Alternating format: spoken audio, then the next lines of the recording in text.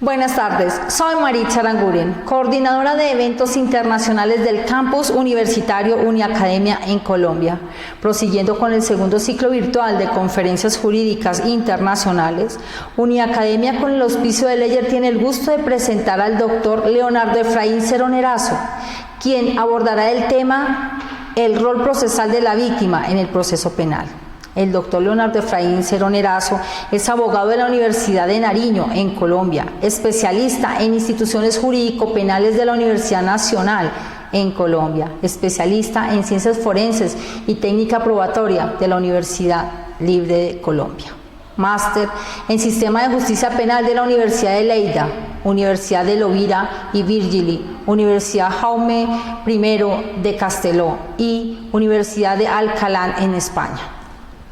Autor de varios libros y artículos jurídicos publicados en revistas especializadas. 25 años al servicio de la Administración de Justicia en muy diversos cargos, entre otros: fiscal local, fiscal seccional, fiscal delegado ante Tribunal Superior y fiscal delegado ante la Corte Suprema de Justicia, juez penal municipal, juez de ejecución de penas y juez penal del circuito.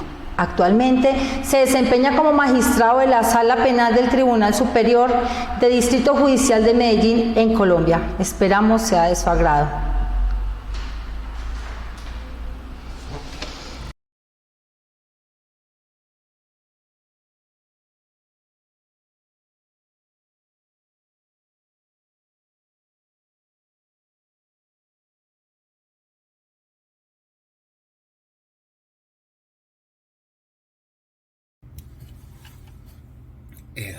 Muy buenas tardes a todos los colegas de Latinoamérica.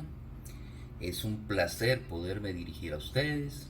Mi nombre es Leonardo Efraín Cerón Erazo. Soy magistrado del Tribunal Superior de Medellín, Colombia.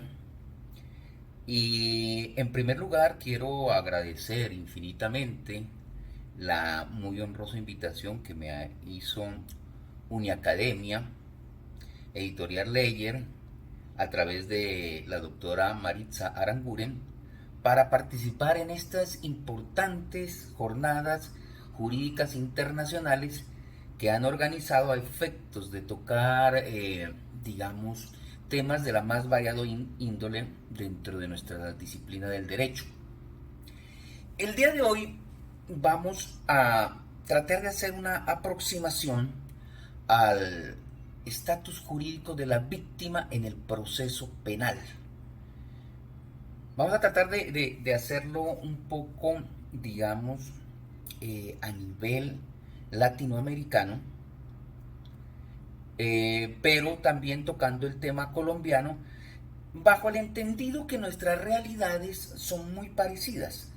Es lo cierto que nuestra Latinoamérica ha sido dividida en múltiples países, pero realmente cuando uno se aproxima o tiene contacto con personas de las otras latitudes, se da cuenta que nuestras realidades son similares, nuestros problemas son similares, y por tanto también creo que las propuestas que se puedan hacer para un país como Colombia pueden ser válidas, guardando obviamente las debidas proporciones para los otros países. Esta reflexión que hoy se pretende plantear es simplemente sobre el hecho de analizar la situación procesal de las víctimas en el proceso penal. Como quiera que, digamos, ha habido una tendencia a excluirla del proceso penal. Y eso es lo que vamos hoy a discutir. ¿Qué tan viable es realmente poder excluir a la víctima del proceso penal, y si eso es conveniente? Si, digamos, al estilo del proceso penal estadounidense, si es válido tener simplemente a la víctima como un mero testigo dentro del proceso penal sin una mayor injerencia, por cuanto se asume que sus derechos de reparación se pueden discutir en otras instancias del derecho, como puede ser la civil, o si realmente la presencia de la víctima dentro del proceso penal, digamos, es un factor de legitimidad frente a este tipo de justicia. Yo quisiera comenzar contándoles una anécdota que me pasó hace muchos años cuando yo iniciaba mi carrera judicial y que creo que de alguna manera resume de una manera bastante interesante qué es lo que está pasando en nuestras justicias penales latinoamericanas, por no hablar también de las europeas, por decir que son como las realidades que más se aproximan a nuestra realidad latinoamericana, ¿no? Les contaba entonces que cuando yo inicié, hace ya muchos años, mi carrera judicial, lo hice como fiscal en un pueblito muy alejado al sur de Colombia. Acababa de llegar a ese pueblo, creo que no habían transcurrido unos 2 o 3 días, cuando estaba en mi oficina estudiando un caso y escucho que había una discusión fuerte en la secretaría del despacho.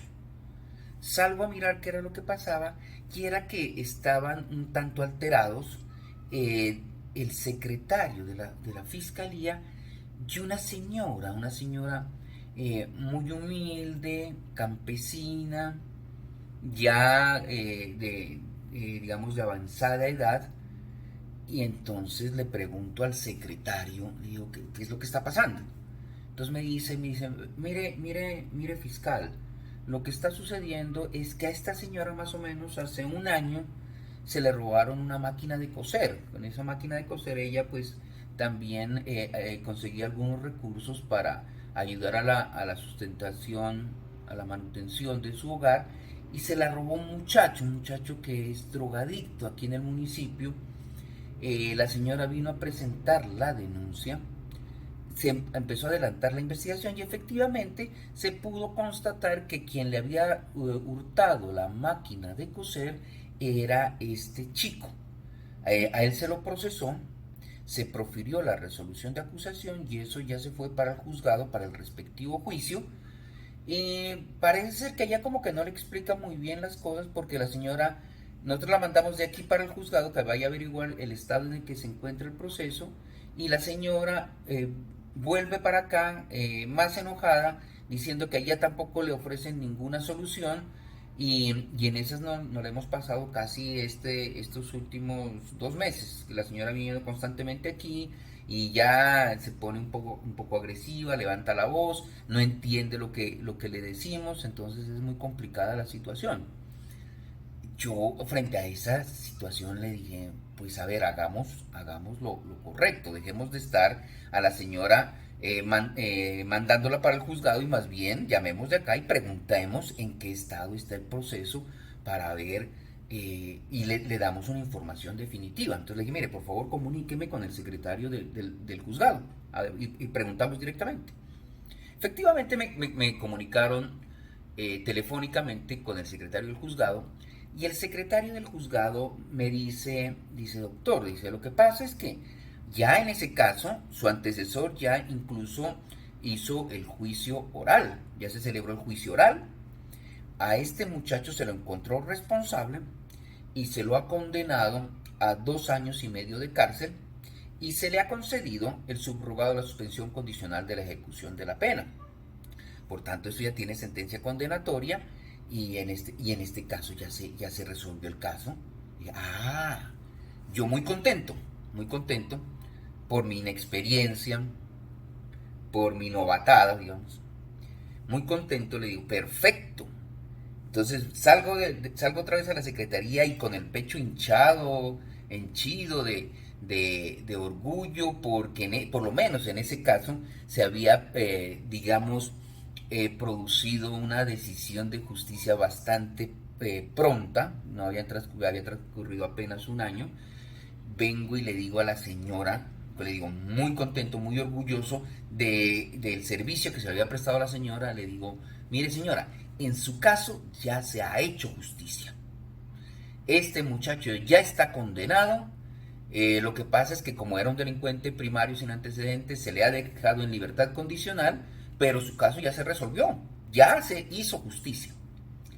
Y la señora me queda viendo con unos ojos que hasta ahora recuerdo de desconsuelo y un poquito de indignación, y me pregunta, ¿y mi máquina qué? Miren ustedes, claro, yo en ese momento quedé un tanto perplejo por la reacción de la señora.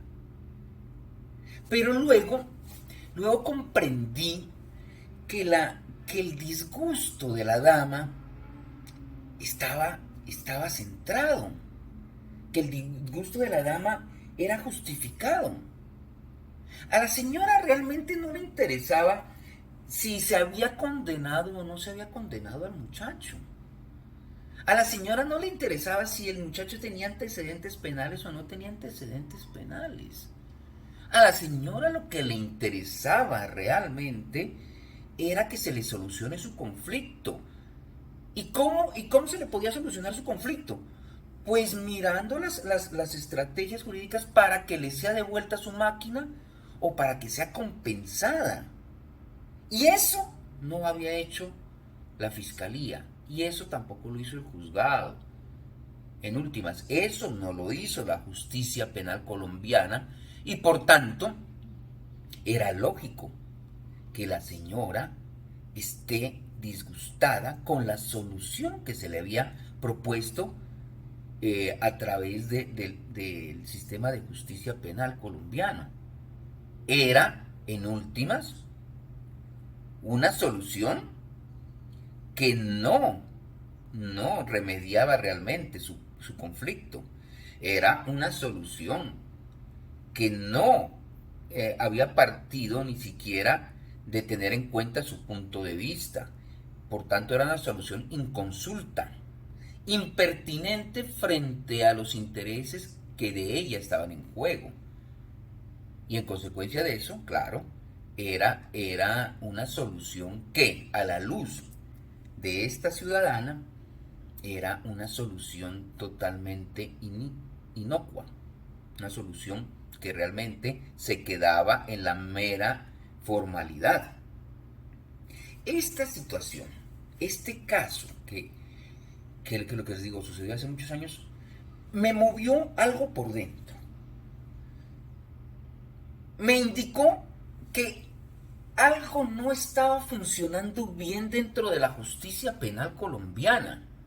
Y luego me di cuenta que ese problema era genérico, era general, era para toda, no solamente para Colombia, sino que con los años y al conocer a colegas de otras latitudes de Latinoamérica e incluso de países europeos, se pasaba por el mismo problema.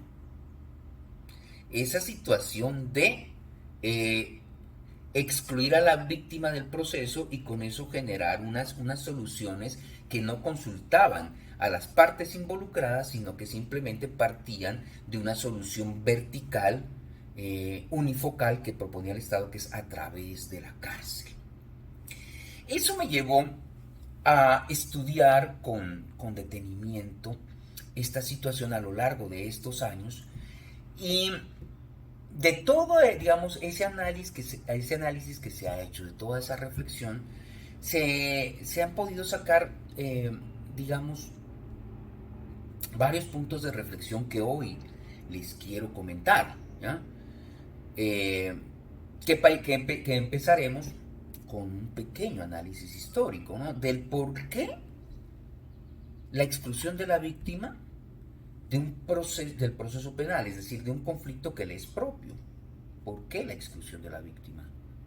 ¿Cuáles han sido las causas históricas para que a la víctima se la haya rezagado de un conflicto, el que les digo, que es propio, que es personal? Porque un delito, en el 95% de los casos, un delito no viene a ser otra cosa que realmente un conflicto. Al igual que el conflicto que se puede presentar entre un empleador y su empleado por el no pago de unas prestaciones, al igual que el conflicto que se puede presentar entre dos esposos que se quieren divorciar, al igual del conflicto que se puede presentar entre dos propietarios de tierra por el alinderamiento de sus fincas, al igual que el conflicto que se puede presentar entre un particular y el Estado, etcétera, etcétera, etcétera. ¿Cuál es la diferencia que hay entre un delito, entre un injusto penal y un injusto civil, un injusto comercial, un injusto de familia, un injusto agrario? Realmente, digamos que desde el punto de vista teórico se ha dicho que los injustos penales son mucho más graves, ¿no? que los injustos civiles, laborales, etc. Sin querer meterme en esa discusión, que es una discusión bastante interesante, quisiera más bien partir del hecho que la configuración de un delito es una cuestión de voluntad política, más que todo, es un proceso de selección política, que, digamos,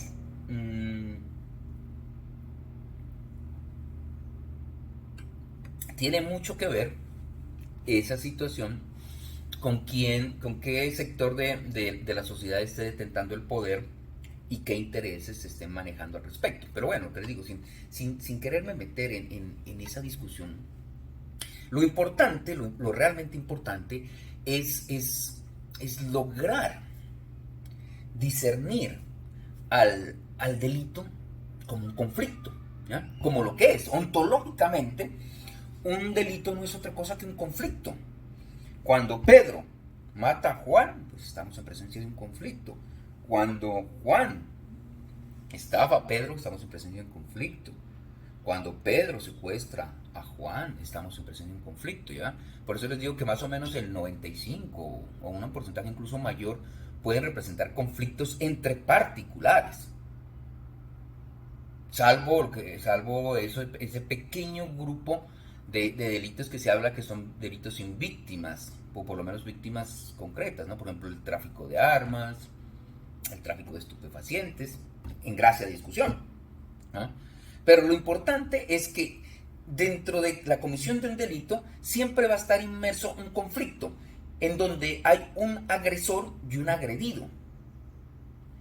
Y para que puedan haber soluciones legítimas frente a ese conflicto, pues se debe dejar participar a las dos partes, ¿eh?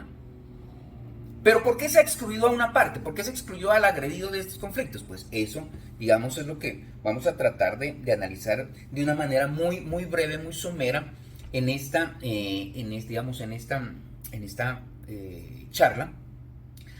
¿Por qué? Porque identificando, digamos, cuáles han sido las causas de ese desplazamiento de la víctima del proceso penal, luego nos referiremos a qué es lo que está pasando actualmente, no solamente a nivel local colombiano, sino más que todo también a nivel internacional, específicamente en lo que tiene que ver con la Corte Europea de Derechos Humanos y con la Corte Interamericana de Derechos Humanos, que obviamente es un referente mucho más cercano a nosotros, porque, digamos, en virtud del principio de convencionalidad, muchas de las herramientas internacionales que suscriben nuestros países y la jurisprudencia que emana, la jurisprudencia oficial que emana de esas herramientas internacionales, pues son vinculantes para nuestros estados.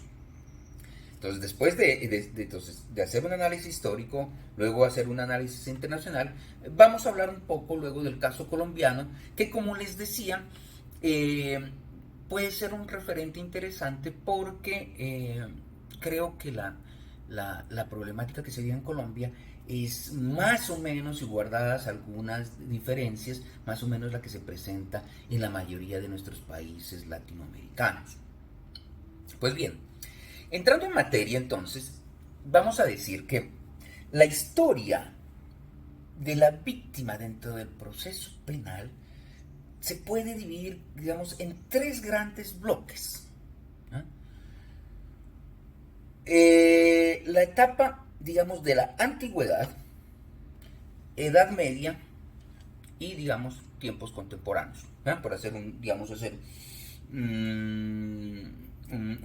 paneo general a lo que ha sido el devenir histórico de la víctima dentro de la justicia penal. Y también podríamos decir que esos tres periodos se pueden caracterizar, se pueden catalogar. Por ejemplo, la época antigua se puede decir que es la época de oro de la víctima en el proceso penal. La Edad Media es la época más oscura de la víctima. Y la edad contemporánea, digamos que es una época en donde hay una serie de reivindicaciones frente a la víctima, pero en donde definitivamente se tiene que seguir luchando por algunas circunstancias que aún aparecen deficitarias frente a los derechos que les asiste a las víctimas dentro del proceso penal, ¿no? En lo que tiene que ver con la víctima en la época antigua, hay una cosa que es muy interesante, que es muy diciente, y es que no había diferencias entre injustos penales, civiles, comerciales, agrarios, de familia, etcétera, etcétera, sino que todos se manejaban bajo un mismo procedimiento y bajo un mismo esquema de afectación de derechos, y asumido, digamos, estas afectaciones de derechos como conflictos, y como conflictos que eran, los mismos se solucionaban a través de las partes involucradas. Por eso es que les decía hace un momento que esta época se puede considerar como la época de oro de la víctima dentro del sistema de justicia penal, porque en esta época la víctima tenía la titularidad, por decirlo de alguna manera, la titularidad de su accionar, de poder ejercitar la justicia para digamos, solucionar ese conflicto en el cual se estaba inmerso. Lo que pasa, obviamente, es que los sistemas de justicia eran muy rudimentarios y por lo general estos conflictos se solucionaban incluso entre las partes involucradas sin que nadie intervenga, sin que un tercero intervenga, y las soluciones eran pues bastante sangrientas, ¿no? Acuérdense entonces digamos, de los delitos de sangre. También ese hecho de que la víctima podía, digamos, ejercer cualquier tipo de retaliación frente a su agresor, lo que generaba una desproporción muy grande respecto de esto que era más que todo vindicativo, ¿ya? E incluso involucraba no solamente al infractor, sino a su familia o a su horda o clan, lo que llevaba muchas veces a que este tipo de conflictos terminaban en unas espirales de venganzas y de actos de sangre muy barbáricos, que de alguna manera llevaron a que se empiece a pensar en proporcionalizar este tipo de conductas. Y es así, por ejemplo, como surge entonces la ley mosaica, la ley del talión, en donde, si bien es cierto, en este momento nos podría parecer bárbara, porque ojo por ojo, diente por diente, brazo por brazo, bulto de arroz por bulto de arroz, caballo por caballo, ¿ya? Vida por vida, ¿ya? Es lo cierto que son las primeras leyes que logran una proporcionalidad en la reacción de la víctima frente al conflicto en el cual se encontraba inmersa, ¿ya? Entonces, eso digamos que es algo interesante. Luego de eso, digamos, pasamos a la Edad Media. Y aquí la cosa sí cambia radicalmente. Porque, digamos, según Foucault, dice que en la Edad Media se establecen dos tipos de procesos, digamos, ¿ya? Uno llamado sistema de la prueba y otro llamado sistema de la indagación, en donde realmente ya lo importante no era compensar a la víctima, sino realmente lo importante era buscar la verdad. El problema es que ese hallazgo de la verdad era era a través de un sistema muy rudimentario y metafísico, ¿ah? Porque viene aquí un problema muy grave, y es que se confunde conflicto con pecado, infracción con pecado, ¿ah?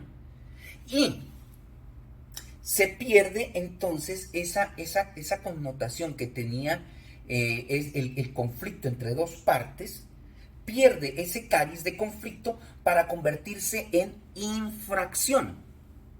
Y el problema de esto es que la infracción se asume más bien ya no como una agresión frente a un particular, sino que más bien esa infracción es en contra de Dios, del rey, de la sociedad y de la ley. Y entonces cambia totalmente el panorama, porque las sanciones entonces ya no van a estar fincadas en pro del restablecimiento de los derechos de la víctima, sino que ahora van a ser para identificar al responsable de la infracción y que éste le pague una indemnización ya no a la víctima, sino al rey, como representante de la sociedad y representante de Dios en la tierra. Y la justicia penal entonces adquiere, digamos, unos ribetes bastante extraños, porque la justicia penal se convierte en una herramienta de enriquecimiento del rey y, digamos, y de sus cortes. Se excluye totalmente a la víctima y, vuelvo y repito, el delito cambia su naturaleza de conflicto entre partes a infracción a la ley y por tanto afectación a Dios y al rey. ¿Ah? Esto tiene su máxima expresión, obviamente, con la aparición de la Inquisición, en donde ahí sí, de una manera absolutamente, digamos, definitiva, confluyen en una sola institución el pecado y el delito. Y los jueces ya no son jueces laicos, sino que son jueces pertenecientes a una religión. Y desde esa perspectiva, ahí sí que queda totalmente excluida la víctima del proceso penal. Ya no interesa, se pierde, se desvanece, porque aquí lo importante es conseguir la confesión del infractor, bien sea por un delito o bien sea por un pecado, que lo que les digo, a la par es la misma, ¿ya? Para castigarlo y para que sus bienes pasen al rey de turno. De tal manera entonces que la víctima desaparece, y por eso es que digamos que esta época es conocida como la época oscura para las víctimas, o por lo menos así lo miro yo, ¿ya? Después de la Edad Media, digamos que viene la época renacentista y posrenacentista, y miren ustedes que realmente no es que cambie mucho la suerte de las víctimas. Porque si por ejemplo ustedes analizan la escuela clásica del derecho penal, lo que hace la escuela clásica es una teorización extrema de toda la institución del derecho, entre ellas obviamente la teoría del delito, y en ese caso casi desaparece por completo no solamente la víctima sino también el procesado, porque todo se lo asume a través de categorías jurídicas teóricas, ¿no? Como reacción a esa escuela viene luego la escuela positiva o positivista, ¿eh? En donde, como reacción a esa excesiva teorización de la escuela clásica, esta centra su núcleo de atención en el hombre y lo estudia y lo analiza, y analiza todos los factores que pudieron llevar a cometer el delito. Entre esos factores también analizan a la víctima, miren ustedes, ¿ah? Pero no para protegerla, pero no para cuidar de sus intereses.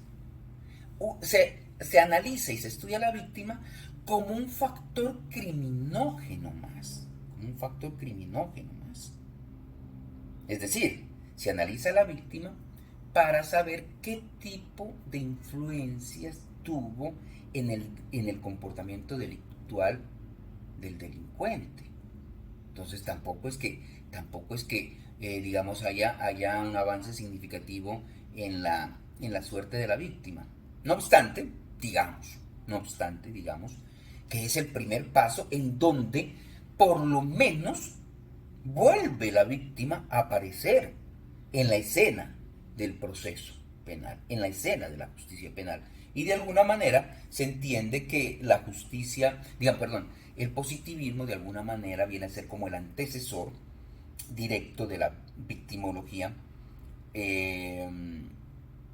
sobre todo de esa primera victimología un tanto criminalizante, ¿no?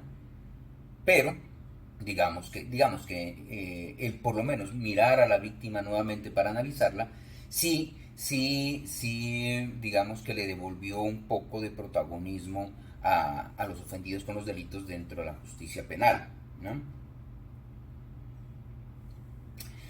Si analizamos entonces todo este panorama que les he esbozado, digamos, de una manera muy concreta, ¿qué podemos decir acerca de cuáles han sido las causas históricas del desplazamiento de la víctima dentro del proceso penal? Digamos que la primera causa es esa visión que se tiene actual del derecho penal como el derecho del castigo, como el derecho de las penas. Es que no por nada se llama derecho penal, el derecho de las penas, el derecho del dolor. Si esto es así, entonces obviamente un derecho que está dedicado simplemente a regularizar el jus puniendi estatal para que la pena sea proporcional, sea necesaria, sea adecuada, para que cumpla con sus fines de prevención general, especial, retribución, protección y rehabilitación y resocialización, pues obviamente un derecho fincado en eso, en el dolor, en el castigo, pues es un derecho que no va a tener en cuenta a las víctimas. Es un derecho que trasiega por unos senderos muy diferentes, ¿eh?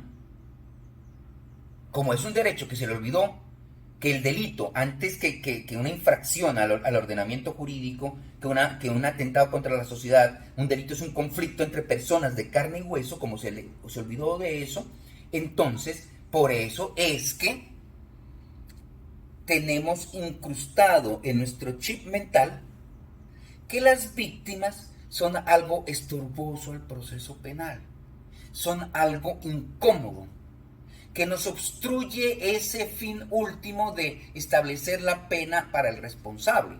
Y si eso es así, claro, entonces pocos serán los derechos y las prerrogativas procesales que tenga una víctima dentro del respectivo sistema de justicia, ¿no? Lo otro es que si ustedes se ponen a ver, la víctima siempre, no digamos que siempre, pero en un muy alto porcentaje, al igual que los delincuentes también, al igual que los infractores, pertenecen a los sectores más vulnerables de la sociedad, a los sectores más débiles, los sectores que realmente no tienen una representatividad ni económica, ni política, ni de cualquier otra índole, y por tanto, entonces también son sectores sectores poblacionales que no reparan, digamos, o no tienen la mayor preocupación del Estado. Además, que tenemos que tener en cuenta que el delito es una manifestación de la inoperancia del Estado, de la negligencia del Estado frente a políticas estatales de inclusión social, frente a políticas públicas. La gran mayoría de delitos, no estoy hablando de todos los delitos, pero un alto porcentaje de los delitos, digamos un 70%, un 80%, son originados en circunstancias de inequidad social. Son originados en circunstancias o por condiciones de exclusión social. En otras palabras, la gran masa de los infractores de la ley penal son los excluidos sociales. Pero de igual manera también, las víctimas también por lo general pertenecen a ese tipo de sectores. Y entonces digamos que es una realidad vergonzante para los estados.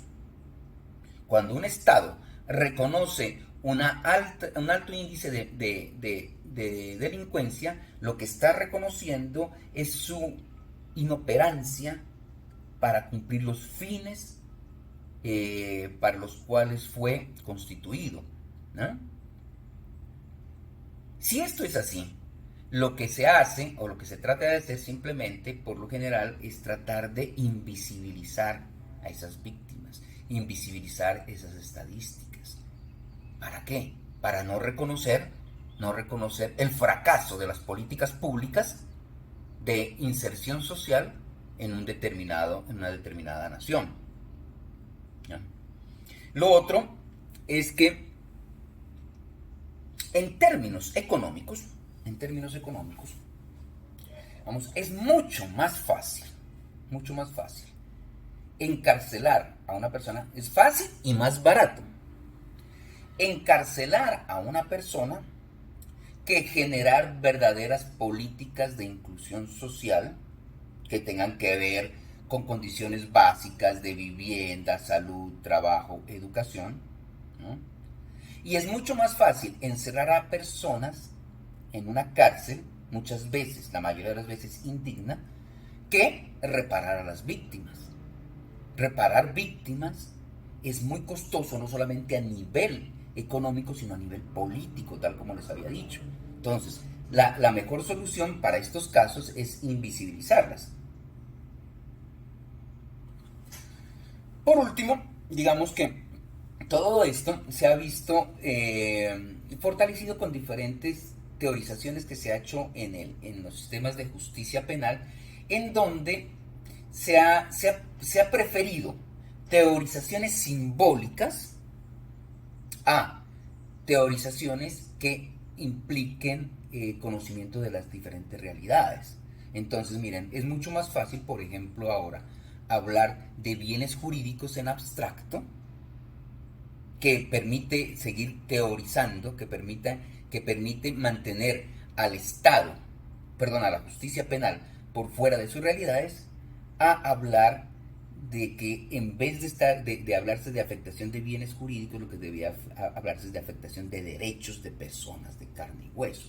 Todo eso, todas estas circunstancias han llevado, digamos, a un modelo de justicia que ustedes estarán de acuerdo conmigo, que en cada país de Latinoamérica ha privilegiado el castigo a la solución real del conflicto, a la reconstrucción del tejido social. Se ha preferido la cárcel, el hacinamiento carcelario, la inocuización de los ciudadanos,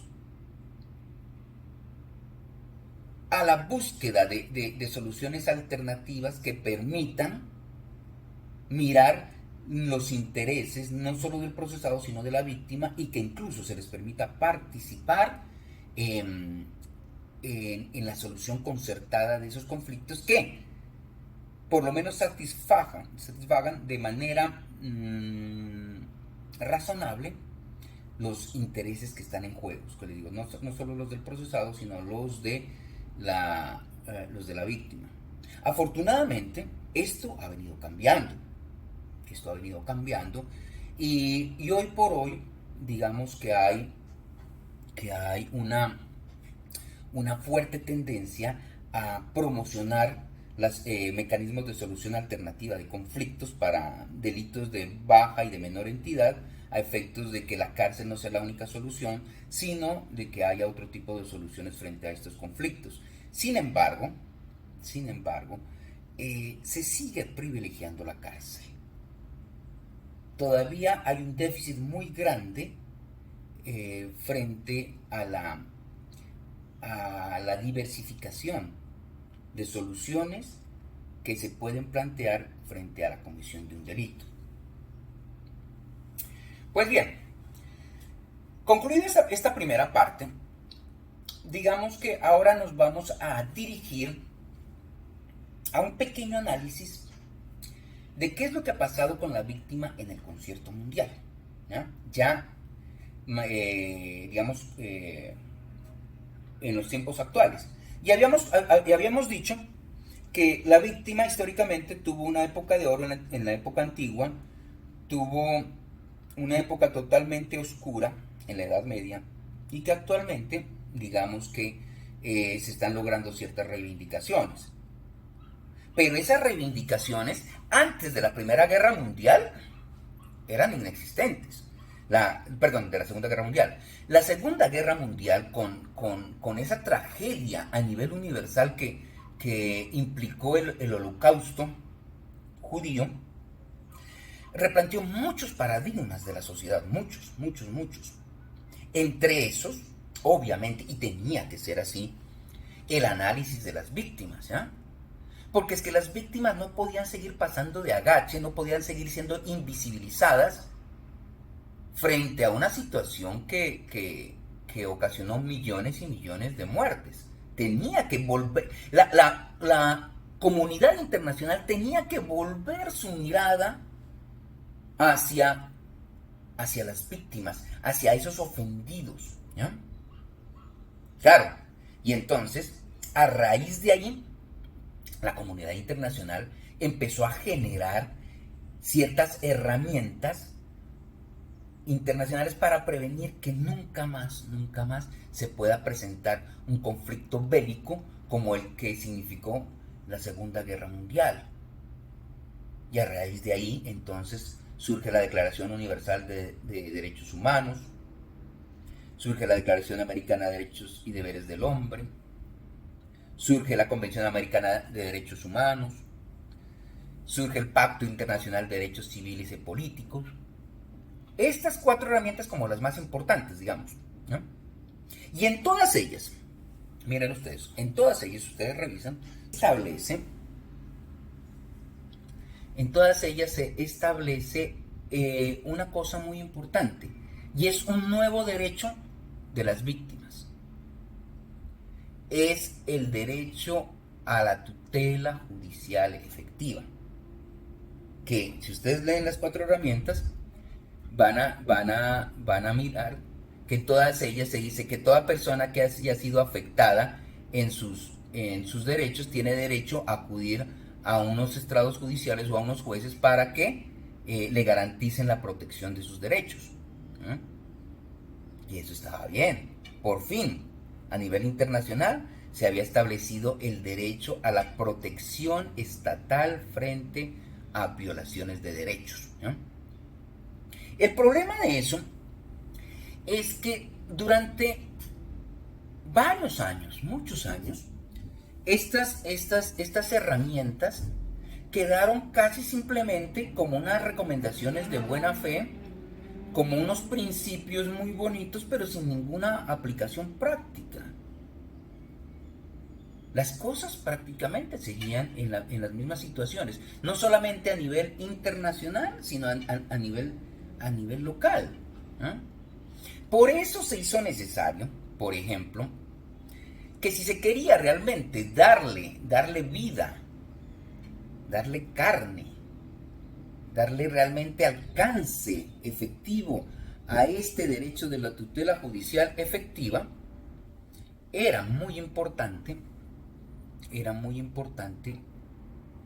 que se desarrollaran otro tipo de estrategias para poder, lo que les digo, poder darle efectividad normativa a estas herramientas. Y ahí surge como una cosa, como un primer intento, los desarrollos teóricos de la victimología, de la nueva victimología, no de la antigua victimología que analizaba a la víctima como un factor criminógeno, sino esa nueva victimología de nuevo cuño que propendía por generarle unos nuevos derechos o por lo menos restablecer la posición real de la víctima dentro del conflicto penal. Pero también hubo una preocupación de los estados, sobre todo digamos, de la comunidad europea, en donde se empezaron a generar una serie de herramientas internacionales para proteger también de manera específica ciertos tipos poblacionales de víctimas, como por ejemplo, entonces se generaron herramientas internacionales de compensación de la víctima, se generaron herramientas internacionales para garantizar algún tipo de actuaciones procesales de la víctima dentro del proceso penal, para prevenir cierto tipo de conductas, como por ejemplo como la tortura, la trata de personas, los desplazamientos forzados, etcétera, etcétera. Y esencialmente, creo que uno de los grandes avances de los derechos de las víctimas es realmente la jurisprudencia internacional. Esta, digamos que realmente, tanto la jurisprudencia de la Corte Interamericana de Derechos Humanos como de la Corte Europea de Derechos Humanos, han tenido una incidencia única en el tratamiento de las víctimas en las diferentes instancias internacionales, pero eso a su vez se ha replicado también, o se ha visto reflejada en las legislaciones internas de cada uno de los países, como más adelante lo veremos. Eso que les digo, tanto la jurisprudencia de la Corte Europea como de la Corte Interamericana han sido decisivas en la reivindicación de la víctima dentro del proceso penal. No solamente en instancias internacionales, sino en instancias locales, como veremos a continuación. Bueno, continuando, entonces les decía que las cortes internacionales han tenido un desarrollo, han tenido una incidencia decisiva en el reconocimiento de nuevos derechos frente a las víctimas, no solamente el derecho a la reparación. Y entre esos, por ejemplo, podríamos hablar de la Corte Europea de Derechos Humanos, un caso muy, muy importante, el caso Aksoy versus Turquía. Y a nivel de la Corte Interamericana de Derechos Humanos, casos o sentencias muy importantes como el caso Velázquez Rodríguez versus Honduras, caso Barrios Altos, Chimbipuma Aguirre versus Perú. La primera, la de Velázquez desde 1988, la de Chimbipuma versus Perú es del 2001, caso Godínez Cruz versus Honduras de 1989, caso Mirna Chan versus Guatemala del año 2001, caso Bamaca Velázquez versus Guatemala del 2000, casos Niños de la Calle versus Guatemala del 2001, caso Hermanos Gómez Paquillauri versus Perú del 2000, caso Masacre de Mapiripán versus Colombia del 2005, caso de la comunidad maguayana versus Surinam del 2005,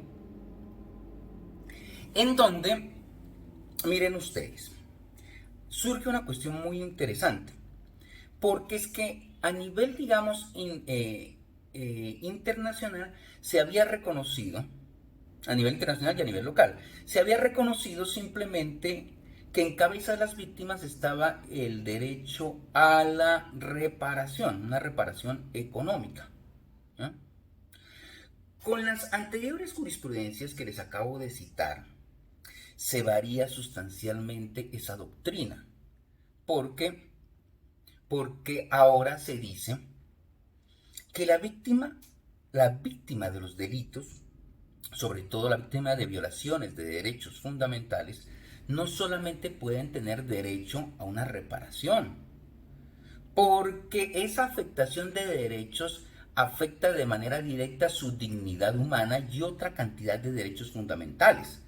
Por tanto, las víctimas de delito no solamente tienen derecho a la verdad, sino también a la justicia y la verdad. Además de que también debe haber garantías de no repetición y garantías de la preservación histórica de la memoria de los pueblos. ¿Qué tiene que ver, o digamos, cuál es el asunto de la reparación? La reparación a nivel de estos tribunales internacionales no solamente tiene que ver con una reparación económica.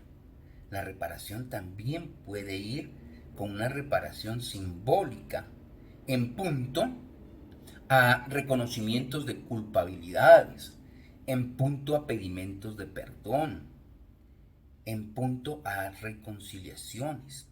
¿Ah? Entonces, el espectro de reparación es mucho más amplio que una simple reparación económica. El derecho fundamental a la verdad está afincado en esa prerrogativa que tienen todos los ofendidos con una acción delictual, sea de particulares o sea también por parte del mismo Estado, a conocer realmente qué fue lo que pasó. ¿Por qué pasó? Para evitar unas repeticiones. Y el derecho a la justicia tiene que ver también con que haya unas sanciones proporcionales al daño infligido. Por eso, en muchos casos, frente a estas leyes de amnistía que se generaron en el cono sur de Latinoamérica, fueron o tuvieron que ser desconocidas porque violaban precisamente estos derechos fundamentales de las víctimas. Como también tienen que ser desconocidas esas sentencias que vienen con penas irrisorias y que van en contravía del principio de la proporcionalidad de la pena frente al daño causado.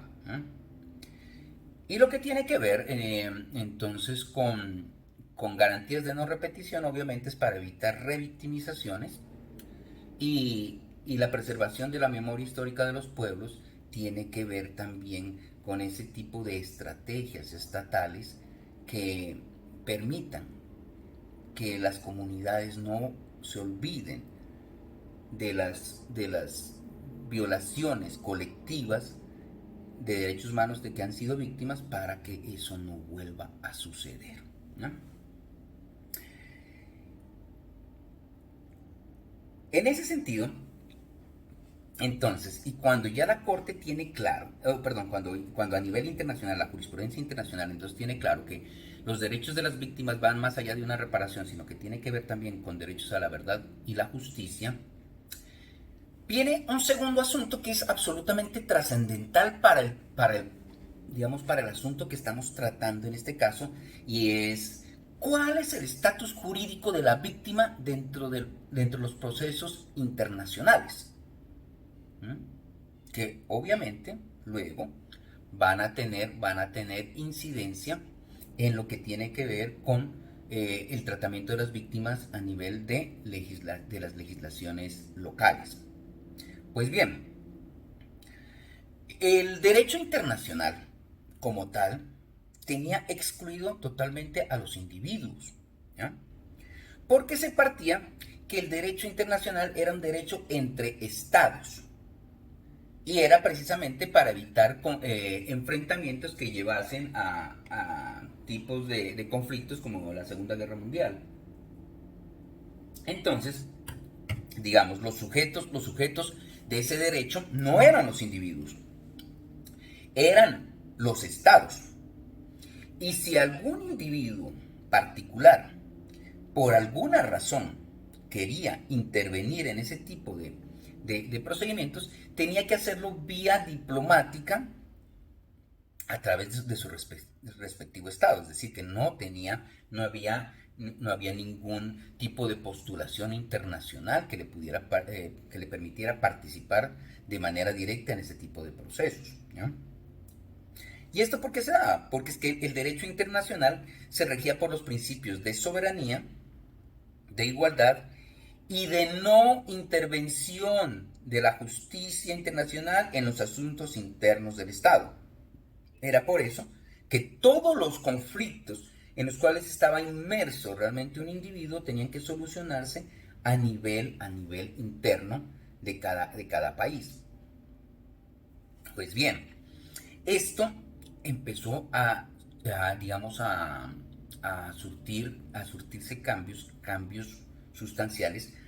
Volvemos al hito después de la Segunda Guerra Mundial, en donde esos anteriores principios fueron, digamos, ampliados. Eso de soberanía, igualdad y de no intervención fueron ampliados por otros tipos de principios u otros tipos de fenómenos que aparecieron en el ámbito internacional, como fue la institucionalización, la socialización y la humanización de la justicia internacional. Y a raíz de este último punto, sobre todo, esto de la humanización, es que surge el derecho internacional de los derechos humanos, en donde ya se habla que el individuo no es un objeto de la justicia, sino que es un sujeto, una parte procesal, un sujeto de reconocimiento internacional en estos ámbitos de justicia. ¿Eh? ¿Bajo qué apotegma? Bajo un principio esencialísimo. Y es que de nada sirven los derechos si no hay las herramientas procesales para garantizarlos. Digamos, eso fue digamos, el gran fundamento de este nuevo enfoque de la justicia internacional. Y ahí vienen casos muy interesantes. Entonces, casos muy interesantes en donde se ve la evolución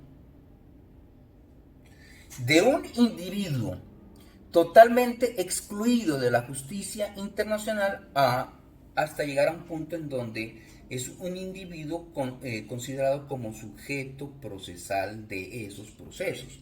Y entonces, si nos vamos a la Corte Europea de Derechos Humanos, digamos que hay varios casos bien interesantes en donde empieza a evolucionar la cuestión, porque en la justicia internacional europea también existía la Comisión Europea de Derechos Humanos y específicamente la Corte Europea de Derechos Humanos.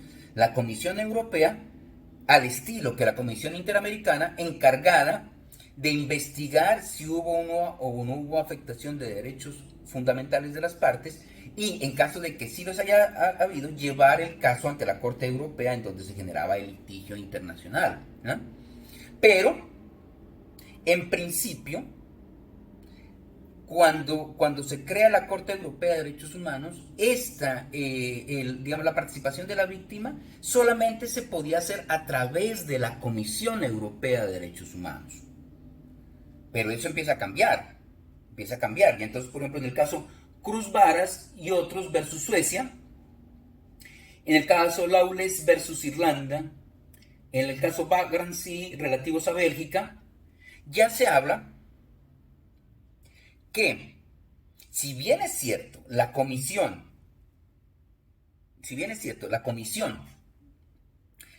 estaba facultada para adelantar la investigación y de litigar ante la Corte Interamericana, lo cierto es que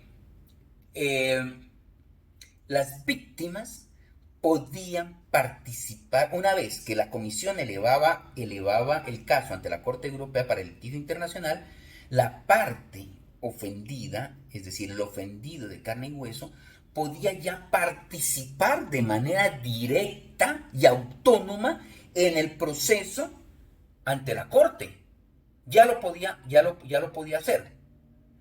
Pero, e incluso, la prueba y los alegatos de conclusión que llevaban los particulares incluso podían diferir de los planteamientos y de las solicitudes que había hecho la Corte, la Comisión Europea. Al punto que evolucionó tanto la jurisprudencia que terminó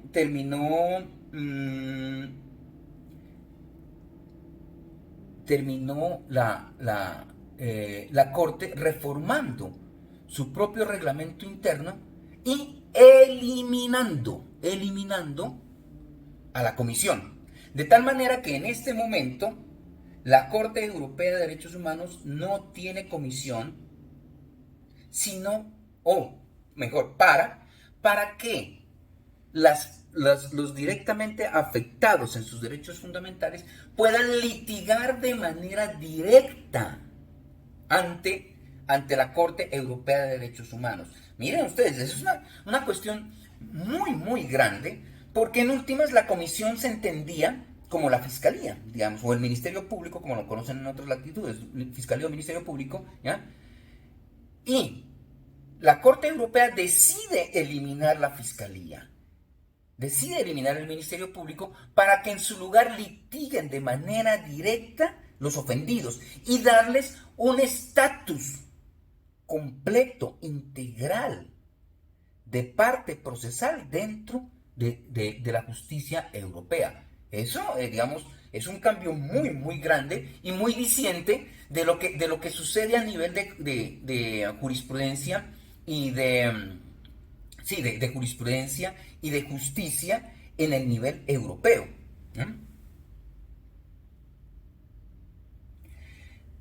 Algo similar, aunque no tan enfático, ha sucedido acá en Latinoamérica, ¿no? En Latinoamérica seguimos conservando las dos instancias, la Comisión Interamericana de Derechos Humanos y la Corte Interamericana de Derechos Humanos, ¿no? Pero sí ha habido una evolución muy grande a través de los 4 reglamentos que se ha venido dando la Corte, ¿no?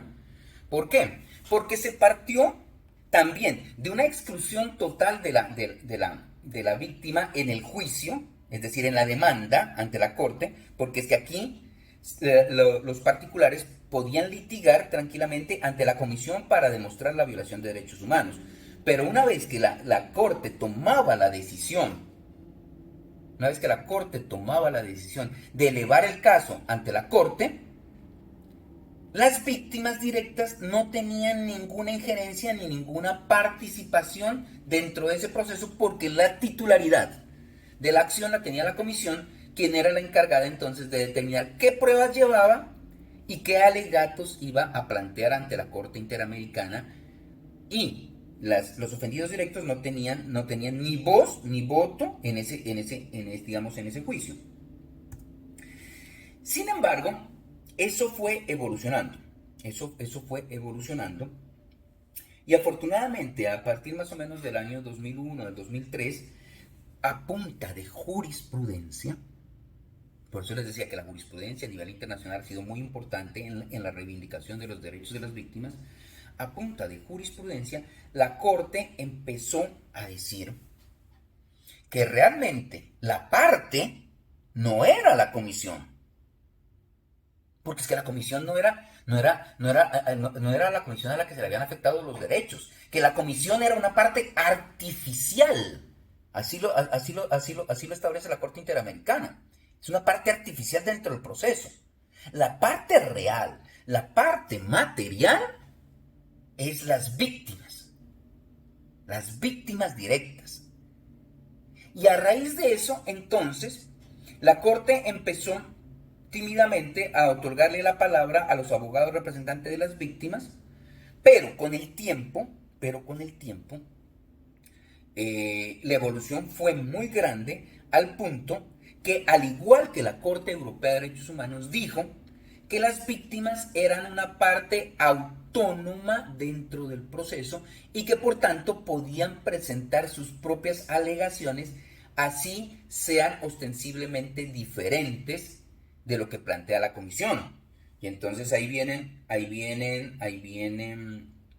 digamos, sentencias muy importantes, como por ejemplo esta Hermanos Gómez Paquillauri versus Perú del 2004 es trascendental. Ahí se establece con toda la asertividad posible, con toda la claridad posible, que las víctimas realmente son parte autónoma dentro del juicio que se eleva o que conoce la Corte Interamericana. Pero esa no ha sido la única decisión. Aparte de esas, están en ese mismo sentido y reiterando esa misma posición jurisprudencial, sentencias como Mirna Chang versus Guatemala del 2003, Instituto de Reeducación del Menor versus Paraguay del 2004, está De la Cruz Flores versus Perú 2004, Lori Berenson Mejía versus Perú del 2004 y Wilka Texe versus Perú del 2005. También está Maritza Urrutia versus Guatemala, entre otras muchísimas más. Entre esas otras muchísimas más estaría el caso emblemático del caso de Rodrigo Velázquez versus Honduras, que digamos que fue el que abrió toda esta nueva brecha, de esta nueva concepción de los derechos de las víctimas dentro del proceso penal. Derechos que, vuelvo a les insisto, no se reducen a una simple reparación económica, sino derechos fundamentales a la verdad y a la justicia. Lo que ubica en un mismo campo, en un mismo, digamos, en un mismo nivel, en una misma balanza, en un mismo fiel, al procesado y a la víctima. Porque es que, si bien es cierto, el procesado tiene derechos fundamentales importantísimos en juego, como es la libertad, como es la dignidad, como es su buen nombre, como es la honra, como es su salud mental, como es el derecho a una familia, el derecho a un trabajo, etcétera, etcétera. De igual manera, la víctima también tiene derechos importantísimos, como son verdad, justicia y reparación, que son derechos fundamentales, unidos también, cuando son víctimas colectivas, que les decía, a la memoria histórica de los pueblos y el derecho a la no repetición. Entonces, como los dos protagonistas de este conflicto tienen también derechos de la misma valía en ese conflicto, entonces la gran conclusión que llega tanto la Corte Europea de Derechos Humanos como la Corte Europea es que las dos partes deben tener un mismo tratamiento dentro del proceso penal. ¿Y qué significa un mismo tratamiento? Significa que deben tener la calidad de partes procesales. ¿Y eso qué implica? Eso implica que cada una de estas debe tener 3 derechos básicos. Derecho a ser oída, derecho a probar y derecho a alegar. Perdón, son 4. Y el derecho a impugnar las decisiones que les sean adversas. Si la parte o el interviniente no tiene estos 4 elementos como prerrogativas dentro de un proceso penal, pues no es parte procesal. Pueden llamarla de cualquier otra manera, llámela interviniente, incidentante, tercero interesado, qué sé yo, etcétera, etcétera, pero no puede ser parte procesal. Y a lo que va dirigida toda la jurisprudencia de la Corte Europea como de la Corte Interamericana de Derechos Humanos es que las víctimas sean tratadas como partes procesales. ¿Ah? ¿Cuál, digamos, sería la única crítica que se le puede hacer, digamos, al sistema interamericano? ¿Ah? La crítica es que, por lo menos, al sistema interamericano no puede llegar cualquier tipo de caso, sino que tienen que ser violaciones de derechos humanos, ¿ya? Lo cual excluiría, entonces, digamos, delitos que no afecten derechos fundamentales, sino que afecten otro tipo de derechos, lo cual no está bien, porque así no sea un derecho fundamental, muchas veces la afectación que sufre una persona frente a sus derechos es dramática y debería tener el mismo tratamiento una víctima de derechos humanos a una víctima de otro tipo de derechos, ¿no? Y lo otro es que aún en el sistema interamericano se requiere de la Comisión Interamericana para elevar el caso ante la Corte. Y eso tiene un cierto grado de discrecionalidad que no le hace bien al sistema de justicia interamericano, porque depende mucho, lo que les digo, de criterios subjetivos de los miembros de la comisión para saber si elevan o no elevan el caso. Lo cierto es que si lo elevan, si llega el caso, si la comisión eleva la demanda ante la Corte Interamericana, lo cierto es que allá las víctimas tienen total estatus de parte para alegar, para probar, para presentar su punto de vista, así sea diferente o contrario al de la Comisión Interamericana. Y en eso ha sido muy enfática la Corte, ¿ya? Como las víctimas son partes autónomas, no tiene por qué su punto de vista jurídico coincidir con el punto de vista de la Comisión. Y lo que va a hacer la Corte es simplemente, en el momento que dicte la sentencia, va a tener en cuenta los dos puntos de vista que han manifestado la Comisión como las víctimas que se presentan de manera autónoma ante la Corte, ¿no? Digamos que ese es el panorama internacional que, digamos, que nos es pertinente frente a las realidades de Latinoamérica, ¿no? Les decía que quería hacer un pequeño análisis del caso colombiano, porque estoy seguro que en muchas cosas coincidirá con la problemática de lo que pasa en otros países de Latinoamérica. Y ya, refiriéndonos al caso colombiano, diremos que aquí también, desde una perspectiva constitucional, los derechos de las víctimas han tenido tres fases también. Una fase totalmente oscura, negacionista, una fase o una época de oro y una fase o época intermedia.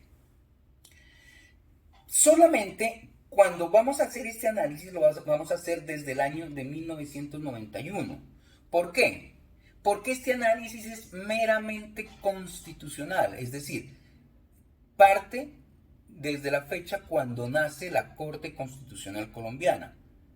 Y la Corte Constitucional Colombiana nace a raíz de la expedición de la Constitución Nacional de 1991. Por eso les digo que este análisis, como es netamente constitucional y frente digamos, a las posiciones que ha tenido la Corte Constitucional, entonces solamente tendrá, digamos, o tendrá como baremo inferior temporal el año 1991. Desde esta perspectiva, entonces, diremos que el primer periodo va de 1992 al 2002, el periodo oscuro, ¿ya? El periodo de oro tiene una vigencia muy corta. Son apenas 5 años, del 2002 al 2007. Y el tercer periodo va desde el 2007 hasta la actualidad. ¿Por qué decimos que el primer periodo, digamos, es una época oscura para los derechos de las víctimas? Porque hasta el año 2002, la Corte Constitucional Colombiana consideró que los derechos de las víctimas dependían exclusivamente, digamos, de la definición que de ellos hacía el legislador en el respectivo Código Procesal.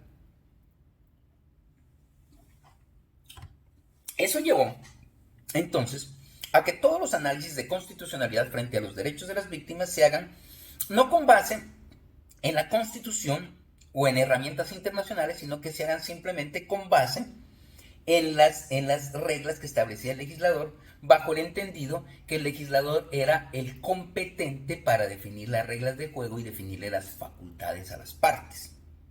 Como el legislador de aquella época dijo que las víctimas solamente tenían derecho a la reparación, entonces Toda esta jurisprudencia de esos 10 años fue dirigida a avalar la configuración legislativa del Congreso, en el sentido de que como la víctima solamente tenía derecho a la reparación dentro del proceso penal, sus derechos no podían estar a la par de los derechos del procesado, porque los derechos del procesado eran de índole fundamental y de muchísima valía, como quiera que estaba de por medio su libertad, su buen nombre, la honra, el derecho al trabajo, el derecho a una familia, etcétera, etcétera. Y por tanto la Corte durante estos 10 años avaló sin ningún problema que haya un trato discriminatorio en las prerrogativas que le asistían a la víctima dentro del proceso penal. Por eso es que las partes realmente dentro del proceso penal eran el procesado de un lado y del otro lado la víctima o el Estado. Perdón, la Fiscalía o el Estado, ¿no? Esas eran las partes procesales.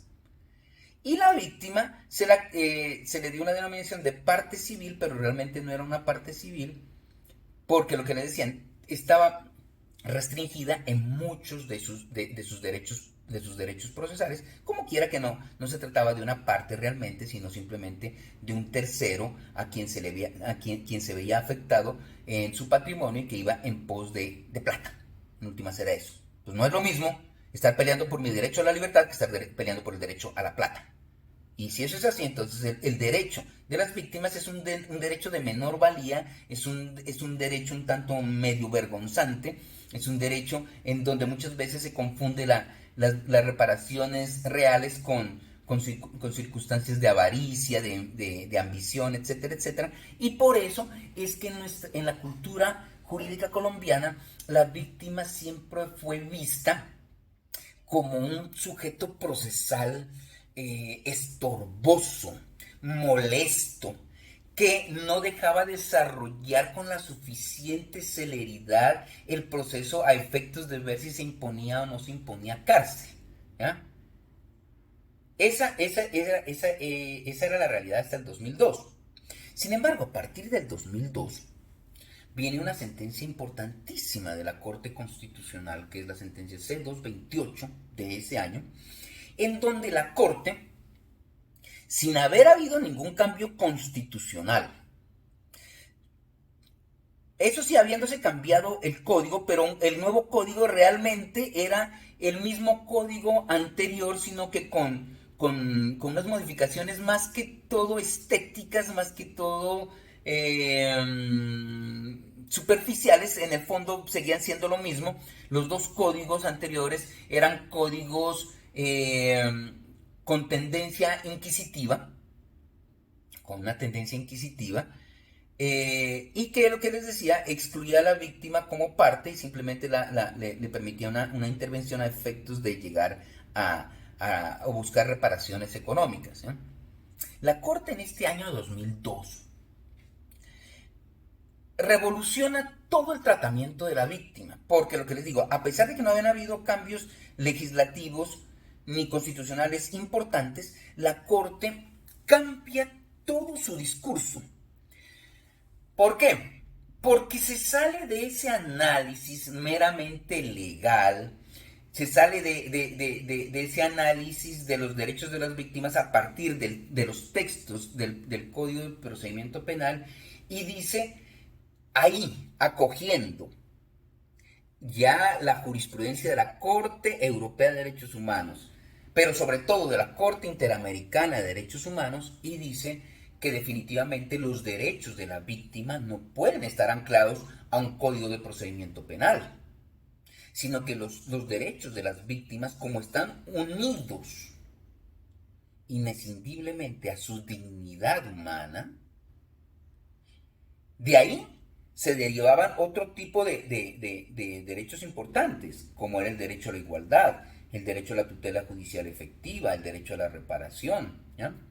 Y la Corte, por primera vez aquí en Colombia, establece entonces que, a pesar de que no están escritos ni en la Constitución ni en ningún código de los colombianos, la víctima no solamente tiene derecho a la reparación, sino tiene derecho a la verdad y a la justicia, como derechos fundamentales innominados.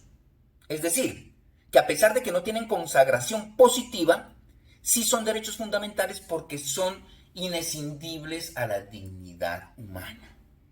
Y desde esa perspectiva, durante casi 5 años, elabora una línea jurisprudencial fortísima, fortísima, en donde se va en contravía de los textos legales que le tenían unas facultades muy restringidas a la víctima y le otorga plenas facultades de parte procesal a esa víctima. ¿Para qué? Para que pueda ser oída, para que pueda probar, para que pueda alegar y para que pueda recurrir todas las decisiones que le sean adversas, incluida las sentencias condenatorias cuando la víctima considere que la pena impuesta es desproporcional al daño que se le había causado.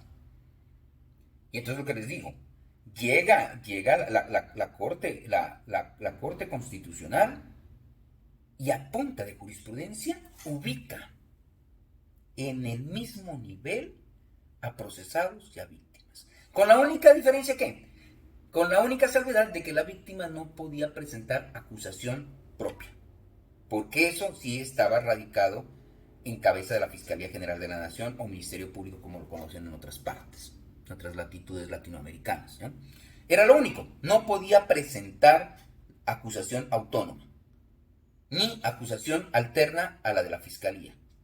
Pero del resto, podía tranquilamente practicar, solicitar toda la prueba, alegar, intervenir, contrainterrogar, participar plenamente en el juicio, ¿ya? Y alegar de conclusión e impugnar las decisiones al punto de poder presentar incluso casaciones, ¿no? Y hasta ahí, los que siempre habíamos estado como pendientes de los derechos de las víctimas estábamos de plácemes. Porque por fin se había logrado un trato de las personas que habían sido víctimas de un delito, ¿no? Bueno,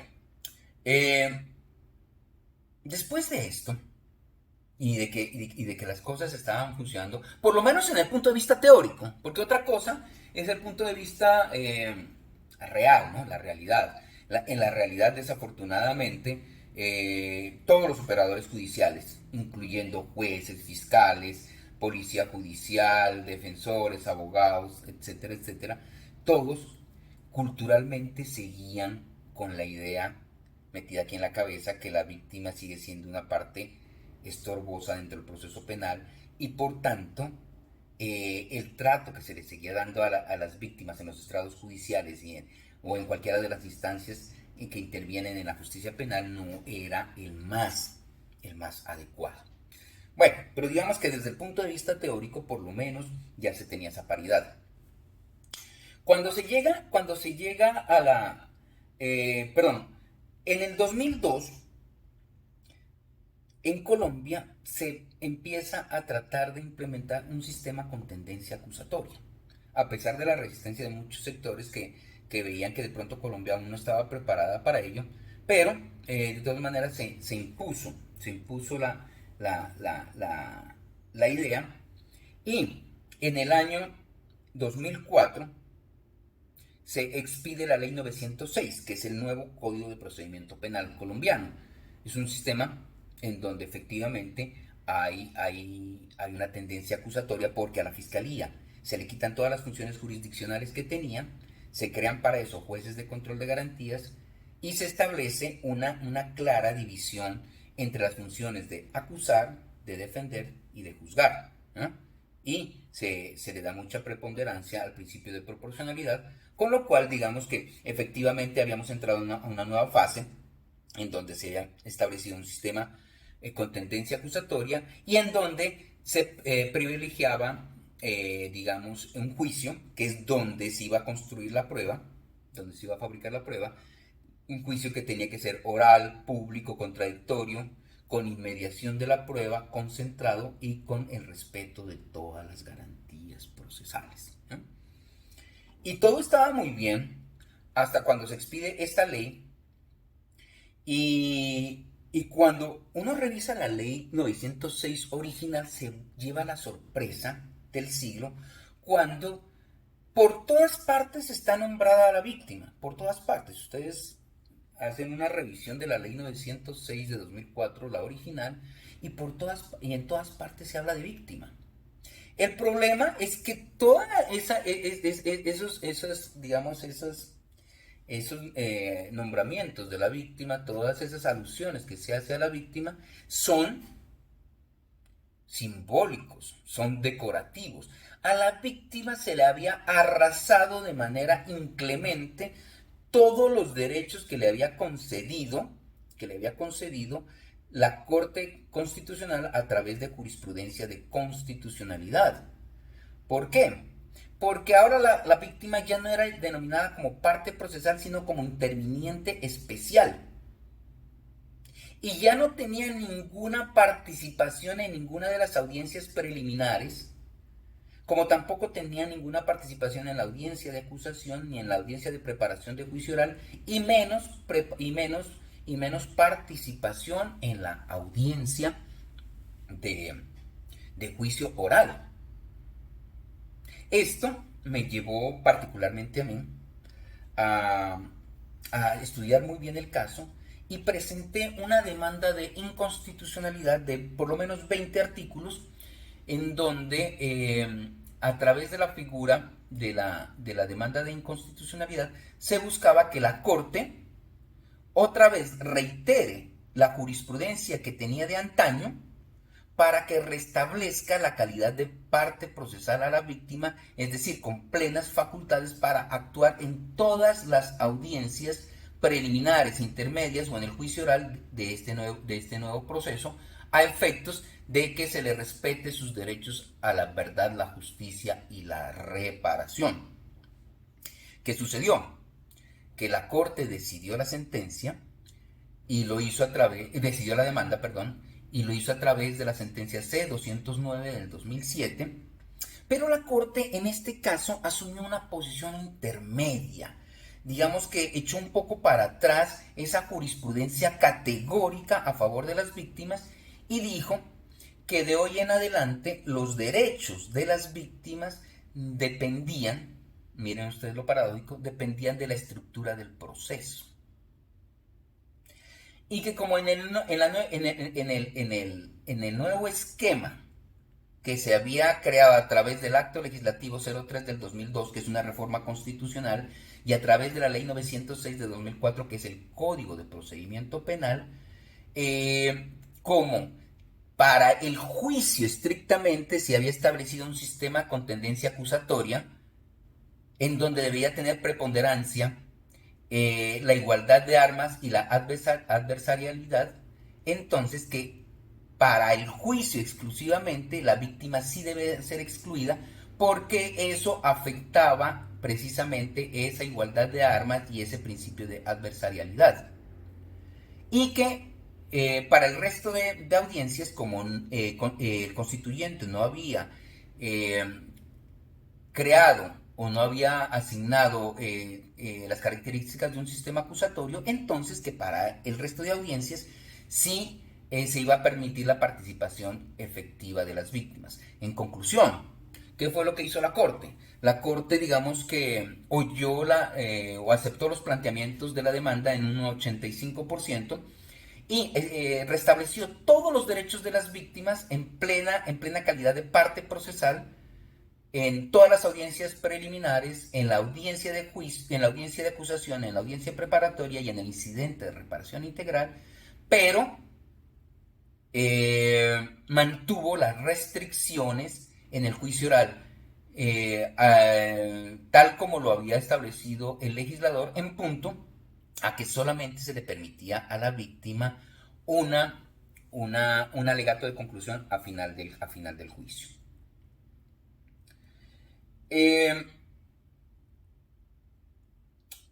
Esto, digamos que genera unos sentimientos encontrados. O sea, la demanda, lo que les digo, fue oída en un 85% más o menos, y se restablecieron muchos derechos de las víctimas y por eso estamos satisfechos, pero la participación en el juicio, que digamos es la fase fundamental porque es donde se construye la prueba y en donde la víctima debería tener una participación decisiva, no se logró. No se logró bajo los argumentos, lo que les digo, que según la Corte, la participación de las víctimas en el juicio iba a afectar el principio de igualdad de armas y de adversarialidad. Lo cual no es tan cierto, o sea, ese es un criterio que es muy discutible, porque es que la igualdad de armas no se refiere a un criterio cuantitativo, sino a un criterio cualitativo, es decir, de igualdad de oportunidades para alegar, probar y ser oído e impugnar, ¿eh? Pero no es un criterio cuantitativo. Si no, pues imagínense en un caso en donde haya unos 20 procesados y cada uno lleve su abogado, entonces el fiscal diría que por el principio de igualdad de armas, entonces que le permitan llevar entonces también a 20 fiscales, lo cual pues, resulta un poco traído de los cabellos, ¿no? Y frente a que se viola el principio de la adversarialidad, pues es que la adversarialidad no es un principio consustancial al sistema con tendencia acusatoria. El sistema con tendencia acusatoria se caracteriza realmente es por una división de roles entre acusar, defender y juzgar.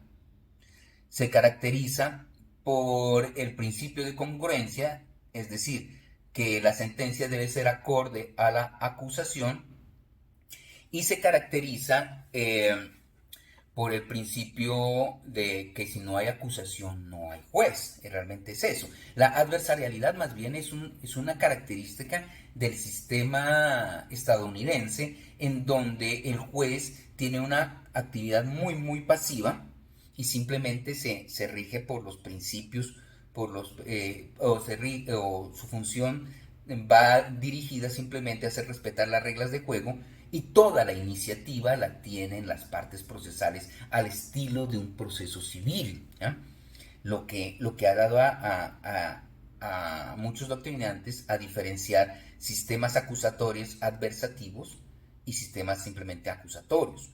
Al estilo, por ejemplo, el sistema estadounidense es un sistema acusatorio adversativo por esas características de pasividad del juez, pero cuestión que no se da, por ejemplo, en Alemania, en donde el juez tiene una actitud más proactiva en protección del principio de los derechos fundamentales de las partes que están en juego, y por tanto allá no es un sistema adversativo, ¿no?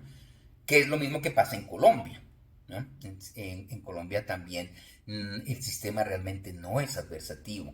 El juez tiene realmente una función más dinámica en la protección no solamente de la legalidad, sino de los derechos fundamentales, y por tanto entonces ese criterio de que se viola el principio de adversarialidad pues no era un criterio muy afortunado para excluir a la víctima del proceso penal, o del juicio más bien.